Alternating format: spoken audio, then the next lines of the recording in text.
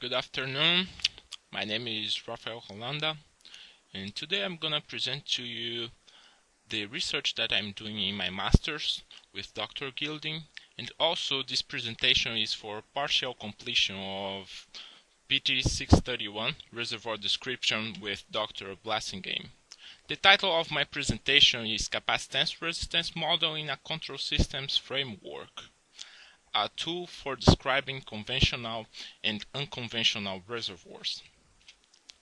I'm going to start my presentation and give you an introduction of the CRM concept and also the motivation why we want to use reduced complexity models. After that, we will see some applications that have been done in the previous works, and I'm also going to show you how CRM can be defined as an input-output model. We'll see 4 representations of CRM and the transfer functions of each of them. We'll give special attention for the CRM formulations that have been done for unconventional reservoirs. We'll also show the research that has been developed regarding flooding process for unconventional reservoirs, and I will finish up telling you what would be the benefits of having this system represented in a control systems framework, and then the conclusions.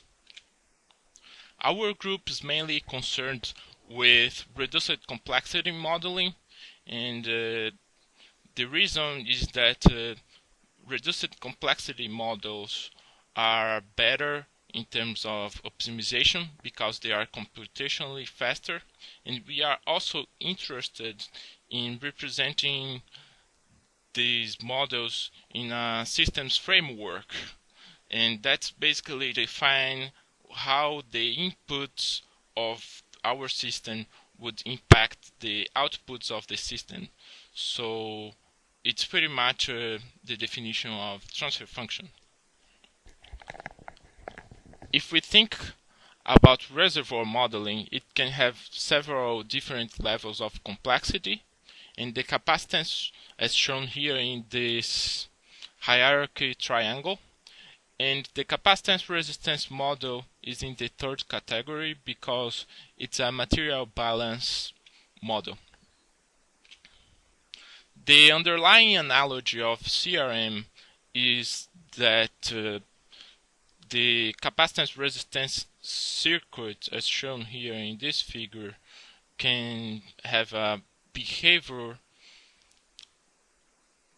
similar to the reservoir, in the sense that both systems have some sort of storage term. The capacitor stores energy in form of electrical charge, while the reservoir, the porous media, stores energy in form of compressible fluids.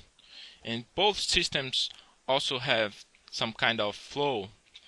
The flow of electrons, the current, is proportional to the potential difference according to Ohm's law, while the flow rates are proportional to the pressure difference according to the deliverability equation.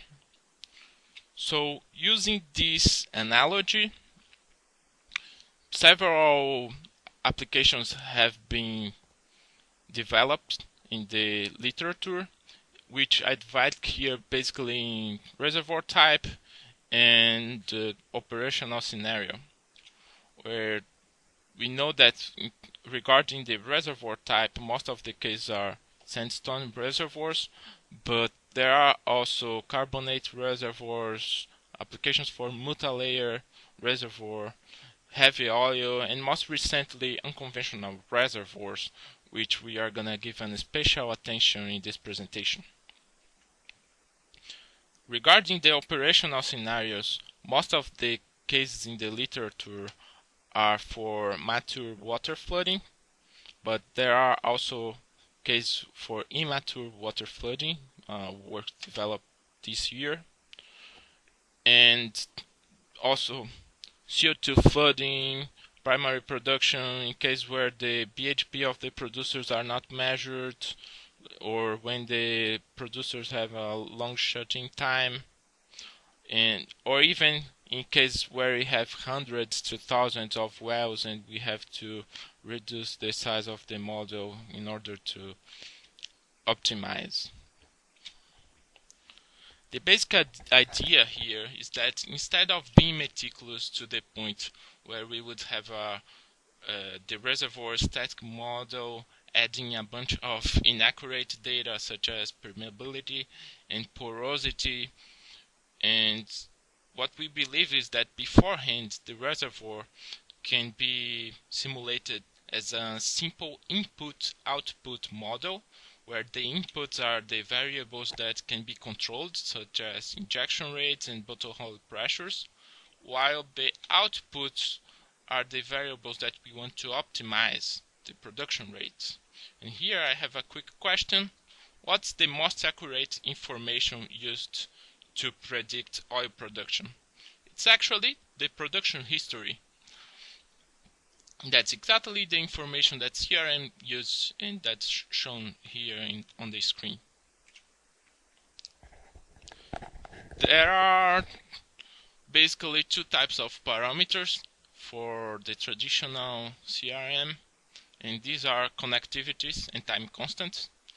And connectivities are basically related to the transmissibility trends in the reservoir.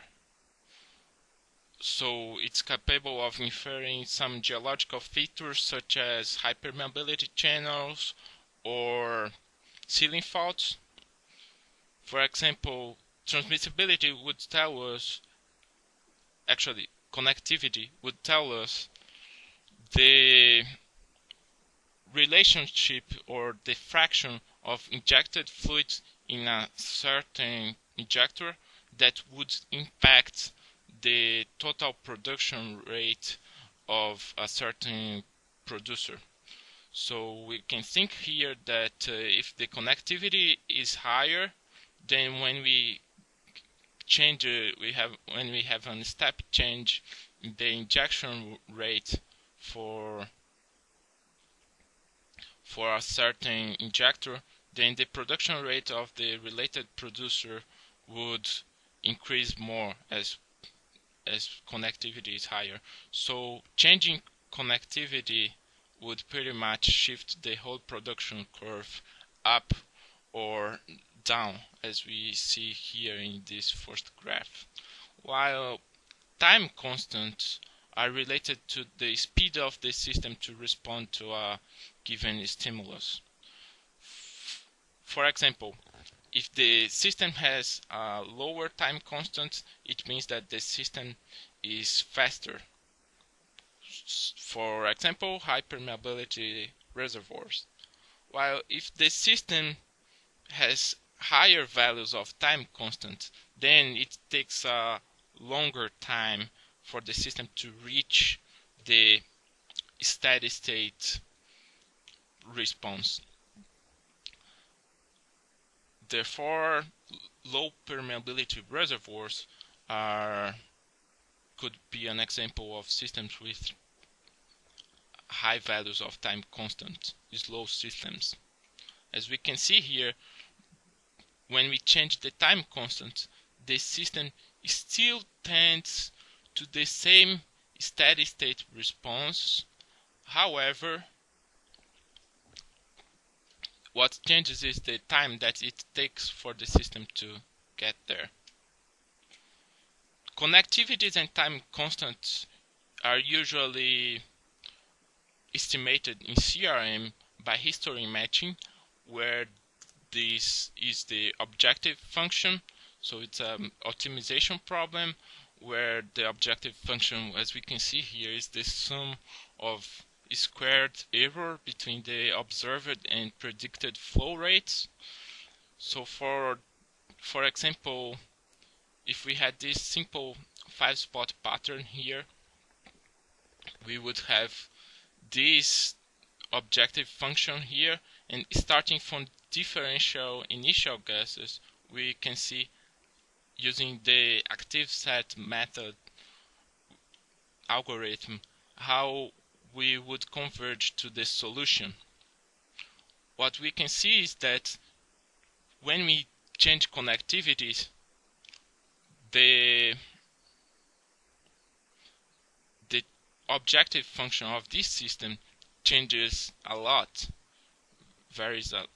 we have very high variations, but the same doesn't happen to time constants, and that's pretty much because of this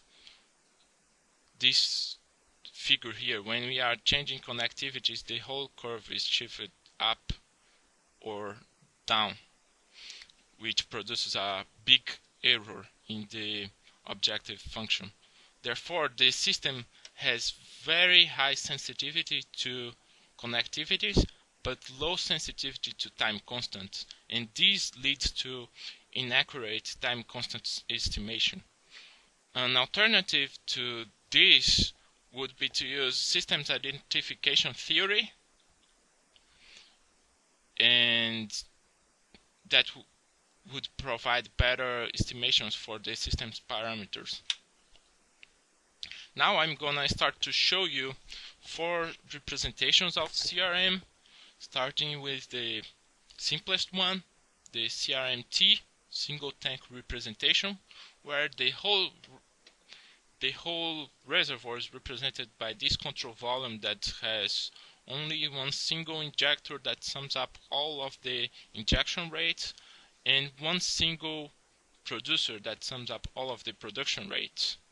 And as we know, CRM is a material balance based method, so this is the differential equation of this model, which, if we want to establish the relationship between inputs and outputs, we have to take it in the Laplace domain. Our inputs are injection rates and buttonhole pressures, while our outputs are the production rates, and the transfer function, we know that it would be the relationship of the outputs of the system to the inputs. Therefore, we would obtain this matrix here with 2 elements. This first order element is related to the influence of the injection rates, while this 0 order element here, where we have the polynomial in the numerator, has the same degree of the polynomial in the denominator, which means that the number of poles is equal to the number of zeros, is the influence of the buttonhole pressure of the system. So what we can see is that, I will show you later, the other CRM formulations will have a similar type of transfer functions, but what changes is basically the inputs and the outputs of the system, because different control volumes are defined. This other representation of CRM is called CRMP, producer-based representation, where the control volumes now are taken around each producer, and it includes all of the injectors that influence its production rate. So each injector has a specific connectivity with this producer, but the whole reservoir control volume has only one time constant. And this would be the transfer function of this system, where now we have a big matrix here with basically 2 blocks. The first block we call here the injection block, that tells the influence of the injection rates in the production rates, and it's a full matrix with first order elements telling that each injector in a given control volume would influence as a with a first order transfer function, the total production rate. And here we would have a diagonal matrix with pi proper elements in the diagonal for the BHP block that tells the influence of the buttonhole pressure in the total production rate. And here we see that only, since it's a diagonal matrix, only the diagonal terms, or which means only the buttonhole pressure of that producer is influencing the production rate of this producer, not the buttonhole pressure of other producers. This is an assumption of this representation of CRM. Other representation would be CRM-IP. It's an injector producer pair based representation, and now each injector producer pair has a control volume, and so each injector producer pair has a specific connectivity and time constant, and the production rates of the producers are the summation of the production rate of each control volume related to that producer. Therefore, in this case, we would get this transfer function here, also same shape as the one before, but now the difference in the injection blocks that each volume has its own time constant, and the BHP effect is the summation of the BHP effects in each of the control volumes related to that producer. So we saw that before in the CRMP and CRMIP, the injection rates were first order transfer functions for the injection rate, but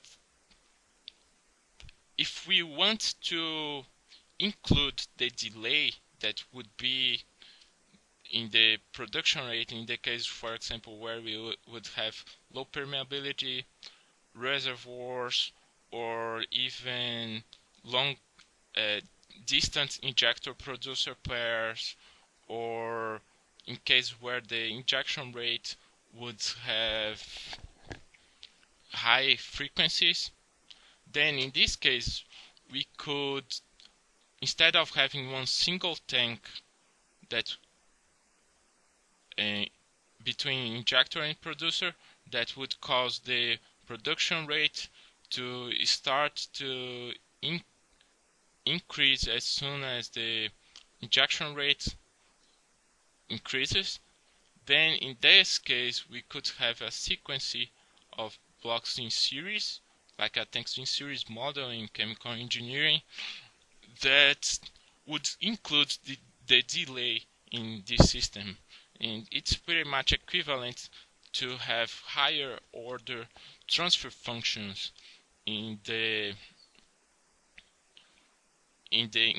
related to the injection rate, while the PHP block would remain pretty much the same as before. Thus, now we know how is the shape of the transfer functions of the 4 CRM representations. We can see how would be the response of these transfer functions, how the injection rates and buttonhole pressures would impact the total production rate in each of these representations. So for example, CRMP and CRMIP have first order elements for the injection, which would give, in the case we have a unit step in the injection rate, the production rate would respond, the response would have this shape shown here in this figure. While if we would have a CRM-IP block, we would have higher order transfer functions. So the system would be slower, would have this time delay here. As the transfer function has higher order, the system gets even slower, as we can see in this picture. And that's what the CRM block formulation wants to capture, the delay of the system, for example in the case of low permeability reservoirs. While for the PHP we saw that the transfer function is a biproper transfer function always, which means that as soon as you change the PHP in the wells, the production rate suddenly increases, and then it slowly converges to the stationary response. So these are the type of response that this is the dynamics of the system. Now we are gonna give an special attention for the representations of CRM for unconventional reservoirs. The first one proposed in the literature was done by Kabir and Lake in 2011. What they did was that they, from the equation for CRM block derived by Sajapur from the analytical solution, they considered concentric geobodies around each producer, and they completely disregard the constant bottom hole pressure effect and primary, and considered only primary depletion. So it doesn't have any injection. And then they obtained this equation here, which is a series of exponential terms. It's pretty much like a decline curve model. So this was the formulation used by then. But this year there was a more sophisticated approach published, done by Shahamat from the University of Calgary, that decoupled three fundamental concepts: material balance and boundary dominated flow, as it was done before for the previous formulations of CRM, but now they included distance of investigation, and that's because of the transient flow behavior of unconventional reservoirs. Because of this transient flow behavior, capacitance and resistance are no longer constant. They are now dynamic parameters. As the transient flow evolves in the porous media, the investigated size of the reservoir also increases. Therefore, distance of investigation is a time-dependent parameter. What they did was that they defined two parameters, capacity and resistivity, that were time-independent. And they used these two parameters to describe the unconventional reservoirs flow. So from the definition of capacitance and resistance, we would have these equations here, these two on the top, and from these equations we can write the differential equation based in flow rates and bottom hole pressures to describe the behavior of unconventional reservoirs, where the flow rate would be the output and the bottom hole pressures would be the input, and this would be the transfer function that we obtain consider these inputs and outputs, and we can see that it has exactly the same shape of transfer function as the BHP block in the previous formulations, but now the difference is that capacitance and resistance are time variant parameters. What they did was they considered a succession of pseudo-steady states where in each time step capacitance and resistance would be considered constant, and therefore, because the model that they were doing had a simple flow geometry, it was linear flow, they could compute capacitance and resistance analytically. Thus, they had a systematic approach to compute capacitance and resistance in each time step. So they had the capacity and resistivity, and they knew that hydraulic diffusivity was equal to the inverse of capacity times resistivity. And also they defined another parameter that was the capacity to resistivity ratio, and with these two parameters they were able to compute the distance of investigation and calculate the capacitance and resistance at each time step.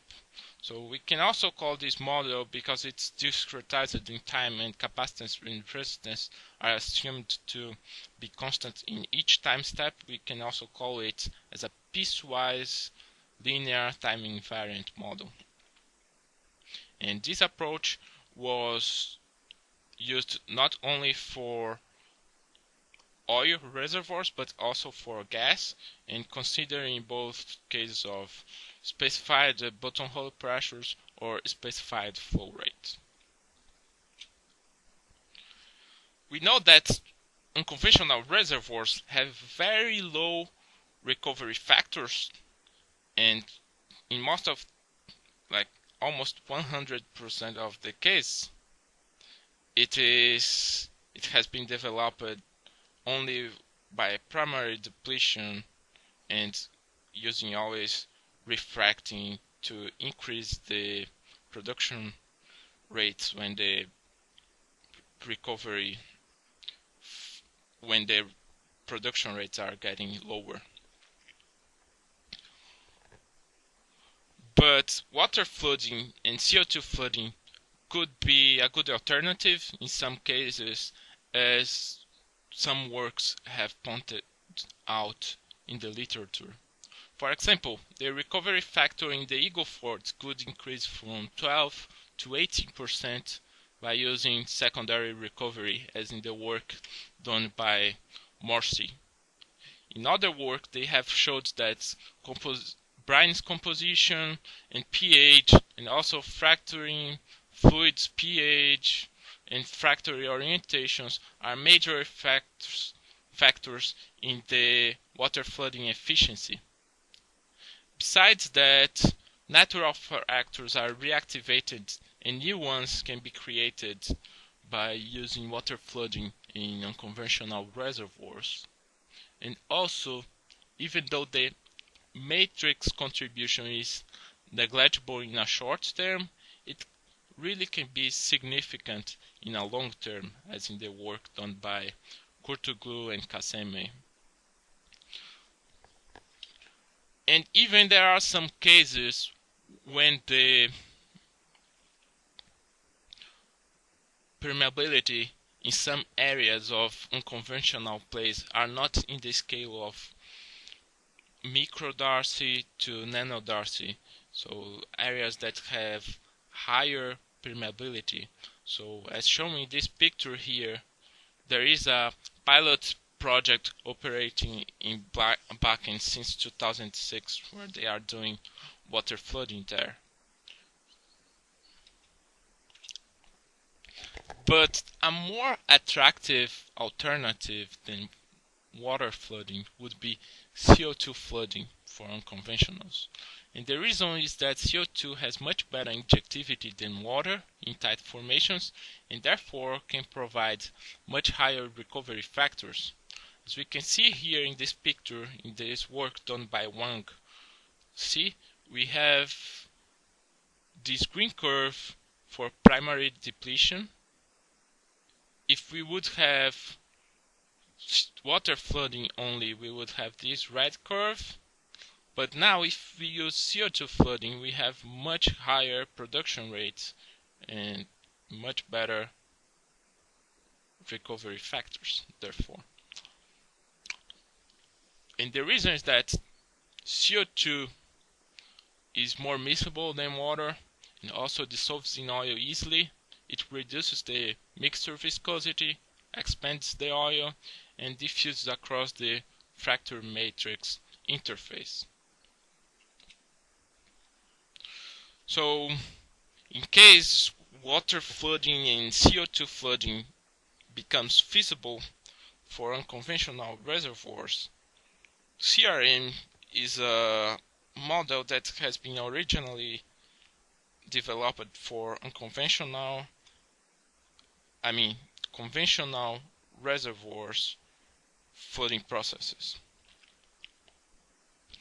And in the case of unconventionals, we know that we have a transient flow behavior, and in this case, connectivities would be also transient, in the sense that in the beginning of the flooding process, the injectors and producers wouldn't feel the influence of each other, but as transient flow evolves, then the values of connectivities would tend to the connectivities values at boundary dominated flow, as shown in this work done by Soros. Therefore, they can compute the connectivities analytically, and there is a way to use capacitance resistance model in unconventional reservoirs in the case where we have injection.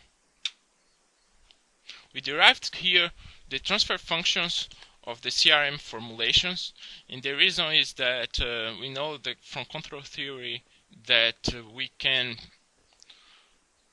describe the dynamics of linear systems by state space equations, which relate the inputs of the system to the outputs and also the states of the system. And the state space equation is related to the transfer function of the system by this equation shown here. So what we want to do is that from the transfer functions that we derived from the differential equations, we want to define the state space equations of the system. In other words, we want to know what would be the matrices A, B, C, and D. And that would be what's called realization problem. And we don't want any type of realization. The type of realization that we want is a minimal realization.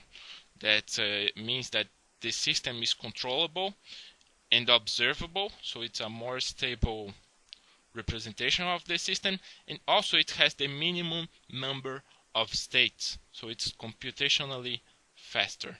And there are many algorithms in the literature for doing this. I mention here Gilbert's realization and Kalman decomposition. Therefore, using the system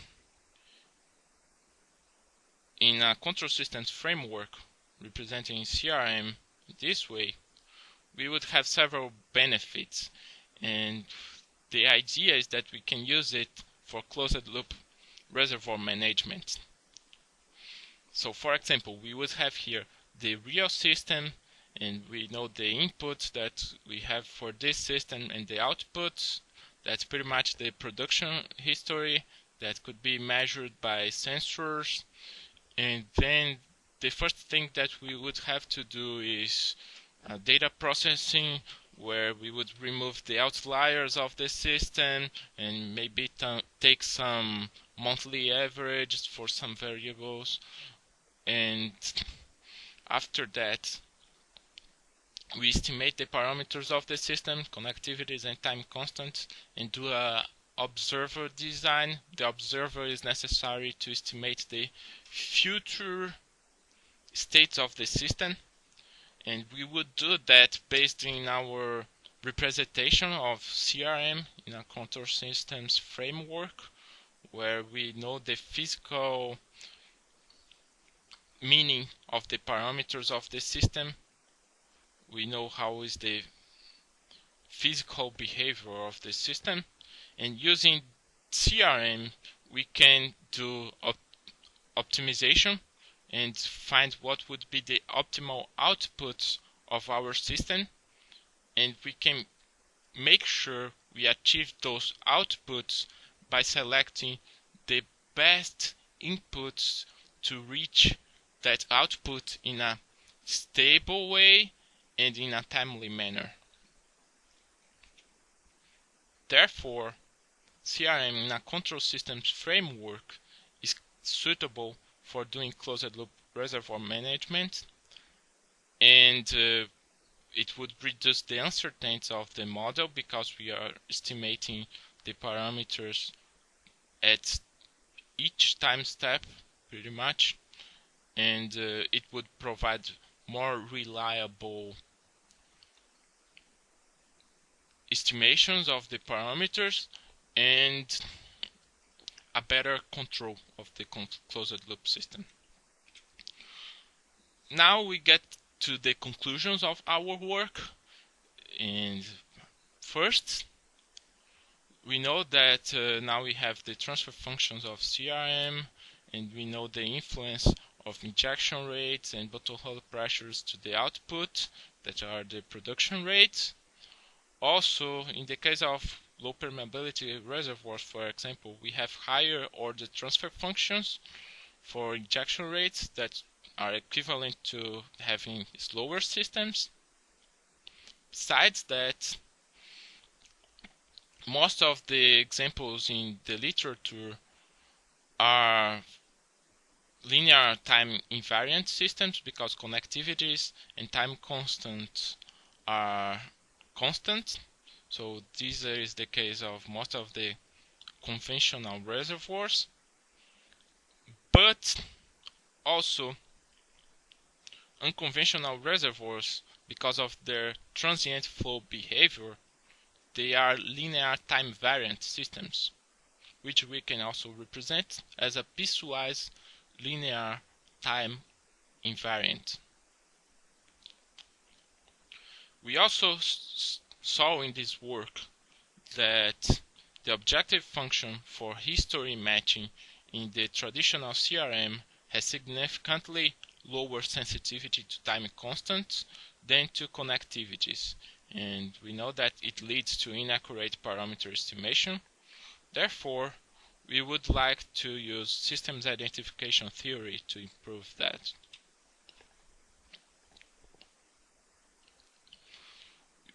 Here we learned also that simple input-output models like CRM are able to describe the declining production behavior of unconventional reservoirs based on well-known physical concepts, such as in the work done by Shahamat, published this year. Also, secondary and tertiary recovery can significantly increase the recovery factor of some unconventional reservoirs, and in this case, CRM could be an alternative method for predicting the behavior of such systems.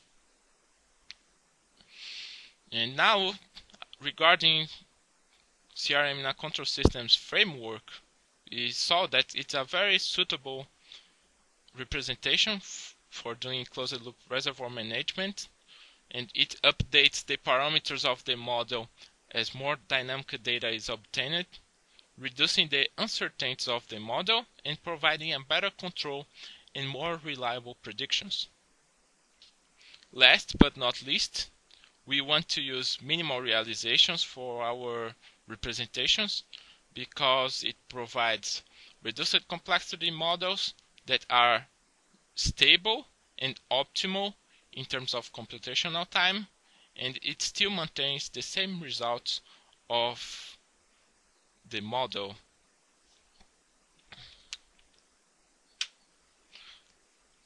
That's it for today. Thank you very much for your attention. I'm available to answer questions, and if you have any comments or suggestions, please send it to my email. Thank you very much.